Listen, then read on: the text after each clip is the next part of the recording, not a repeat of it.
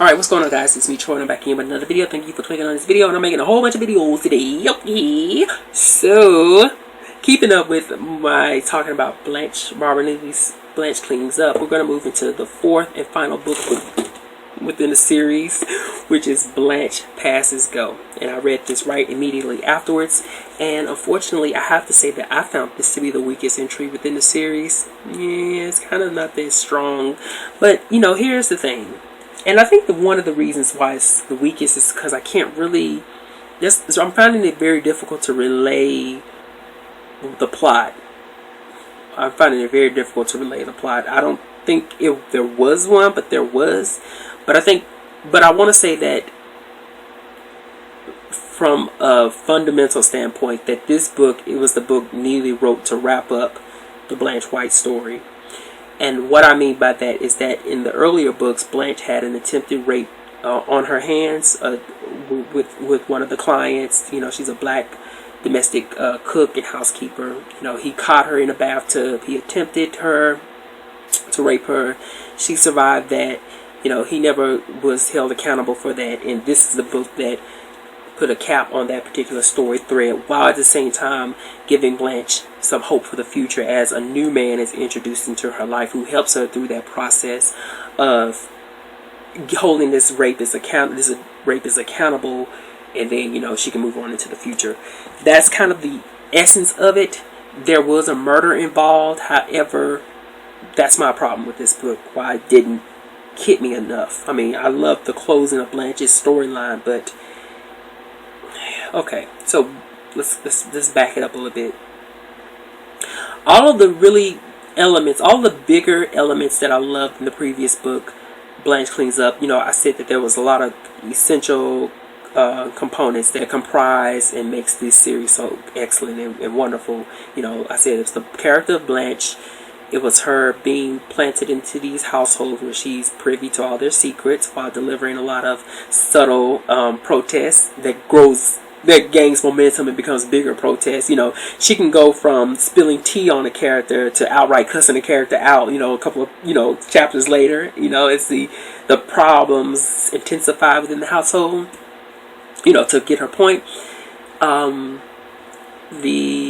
murder mystery, you know, those the number one compelling element. It's kind of weak in here in Blanche Cleans Up, Blanche Passes Go.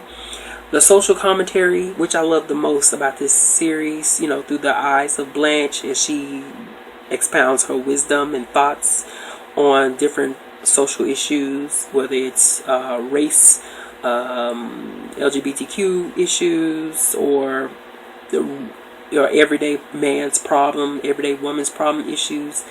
I didn't find them as hard-hitting in Blanche Passes Go. What she spends the majority of the time doing with Blanche is having her get this rapist to be held accountable for his nasty deeds, not only to her but other characters. But also what Neely does is gives Blanche a romantic interest who helps usher in new hope, new possibilities for the character of Blanche to move on within her life. That's kind of what I think the foundation of the book was.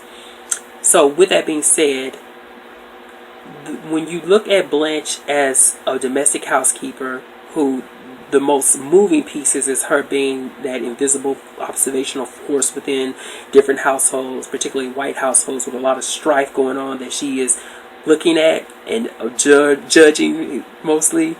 That was vacant here because our occupation changed from that specific role to that of working for a catering company.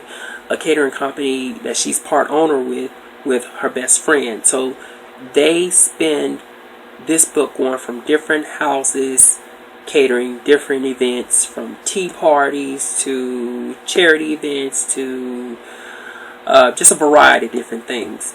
And that's kind of where it lost me, because I needed that core house for Blanche to traverse through, for Blanche's judgments of the characters and commentary to traverse through. I needed that core place. I didn't like the idea of Blanche constantly moving to different houses. So that was very hard for me. I didn't like that feeling of detachment that I got from Blanche not being that core nucleus focus within the household, being privy to all the secrets and whatnot. And another thing, because this is a murder mystery, because it is a murder mystery, the victim was too detached and too far removed from the character of Blanche. You know, in the first book, it was a character who we, the reader, even saw with our own eyes. It was a character that was connected to Blanche because it was her good friend's son. So she had a very urgent need to solve the murder. But this victim was a woman who was, in a lot of different ways, was a number within a slew of victims to this particular killer, which, you know, it is someone within one of these houses that Blanche has catered to. But we never see the victim on stage. Blanche never really has a relationship with the victim, and there was just that sense of detachment that it didn't work. It didn't work for me. I didn't really get it. I didn't care. It gave me not a lot of reason to care. So that was one thing. And then another thing that hurt me as a reader is because Blanche is raising her sister's kids. The son is in Upward Bound somewhere, and the daughter is back in that resort community that was introduced in the second book. So they're not present. Blanche is, for all intents and purposes, is alone in this book. I mean, she has her best friend, who is their catering partner.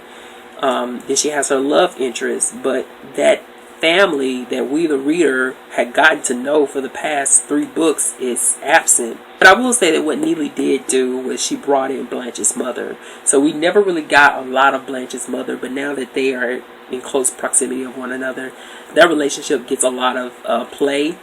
And there are some dynamics in that, because Blanche always felt like her mother loved her sister, her deceased sister, more. But revelations abound in that.